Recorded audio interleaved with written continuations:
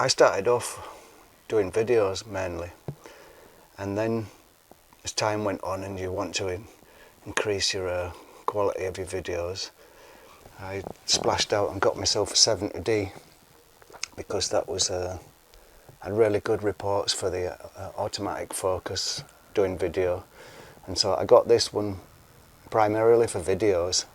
But then the more I used it, I started taking lots of photographs instead, and I ended up enjoying taking the photographs as much as I did making video.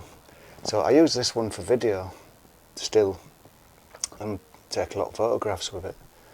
But recently I got a sort of kind of a good deal on this 5D, and this is an old camera. It's 10 years old, and it looks pretty similar superficially to the Canon, and the difference is this one's got a full frame sensor, so that means the sensor inside's bigger, like 2/3 bigger than the one in that one. But even so, in this one it's got, I think it's 21 megapixels, and this one is only 12 megapixels. And this one's much slower and clunky, and the menu looks old-fashioned compared to this one. This one's got a touch screen on, what have you. But for some reason, I find the pictures out of this old 5D look subtly better than the ones from the Canon, and the Canon one with the APS-C sensor, cut sensor. Now I don't know why it is, what the difference is. This, like I said, this is a 10-year-old camera, but there's subtle differences. It's, for example, the skin tones look better on this one, and the pictures just look better. I don't know why. There's just something that's indescribable that makes the pictures more pleasing to the eye. I don't know if it's because the sensor's bigger, or maybe they just got it right with this camera, I don't know. So I went on holiday to Italy, and I took both cameras, but I ended up taking all the pictures I took on this one, and I just used a Nifty 50. That's the cheap Canon camera lens. It's about $100, and it's a prime lens, which means you can't zoom in or anything. It's just basically a piece of glass before the sensor, and it takes fantastic pictures. And I kind of, when I went to Italy, I tried to discipline myself, and I was using just this camera. And because you can't zoom in or zoom out, you've got to change your point of view for your pictures. And I found that a really good discipline, even for landscape photography. I used it for everything, photographing people, landscape photography. I just used this camera and this lens, and there's less to worry about in a way. You've just got to frame your shots a little bit differently. So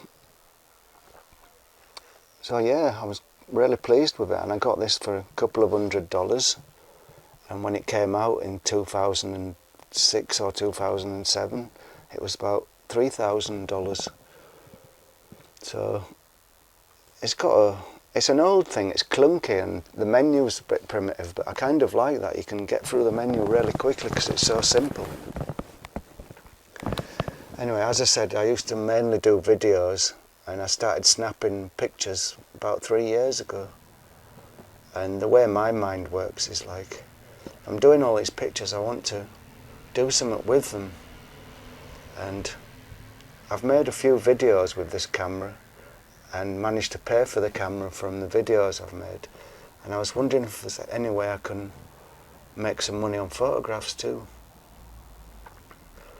So I've sort of branched off into architectural photography, pictures of buildings, and then you've got to get them spot on so every angle's 90 degrees, and you've got to make it basically look like the building does in real life almost. You can't do too many tricks or people will accuse you of fooling. Anyway, so 3 years have gone by, and here we have the German architecture magazine here, And inside there's one of my pictures and my name, which is quite a buzz when you see it printed up in a magazine. There's another architectural magazine. Have a look inside, and there you see the pictures. And when you see them printed out on a high quality magazine, you can get an idea of how your pictures look. And they're real expensive magazines these. They cost, how much does this one cost? €9. This one and the other one costs €6. So they're expensive magazines, and they've got nice print quality.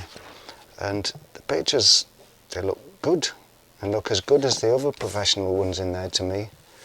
So I'm just saying, if you put yourself to it, anyone can do it. Anyone. And I knew nothing about photography really before, but I was looking at my pictures and comparing them to other photographers, and I don't really see any difference in the printed material. So I'm just saying, you can do quite a lot if you put your mind to it. And once you start getting your pictures in magazines and stuff, then you've got something to say to somebody. You say, well, I've been in an architectural magazine, blah blah, and this one, blah blah. Done pictures for websites now. So you can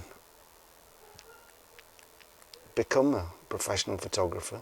I'm not saying I'm a professional, I'm just starting up really. But it is a nice buzz when you see stuff printed with your name underneath it and everything. So I'm just saying to anyone who's getting into photography, just keep on at it. And if I can do it, you can too. Have a great day.